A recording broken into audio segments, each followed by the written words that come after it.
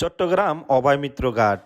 চট্টগ্রামের প্রাচীন কয়েকটি খেয়াঘাটের মধ্যে চট্টগ্রাম অভয়মিত্র ঘাট অন্যতম। চট্টগ্রামের কর্ণফুলী নদীর তীরে অবস্থিত এই ঘাটটি, যা স্থানীয়ভাবে হাতিরঝিল নামেও পরিচিত। আবার এই জায়গাটি নেভাল 2 নামেও পরিচিত পেয়েছে। ফিরিঙ্গি বাজার সংলগ্ন এই ঘাটটি 18 থেকে 19 শতকের দিকে রায় বাহাদুর অভয়চন্দ্র মিত্র নামে প্রতিষ্ঠিত হয়েছিল। 1892 সালে লুসাই যুদ্ধ হয়। ওই যুদ্ধের সাথেও এই ঘাটের ইতিহাস জড়িত আছে। এটি ছিল ব্রিটিশ আমলের পণ্য পরিবহন ও যাতায়াতের একটি গুরুত্বপূর্ণ স্থান। প্রতিদিন বিকেলে শত শত মানুষ নদী পাড়ে বসে বিশুদ্ধ বাতাস গ্রহণ করে এবং সূর্যাস্ত দেখতেও অনেক মানুষ ভিড় দেখেন জমায় এই নৌকার নদীর পাড়ে। সারিগুলো কত সুন্দর লাগতেছে দেখতে। এই সবগুলো নৌকাই যায় বঙ্গোপসাগরে।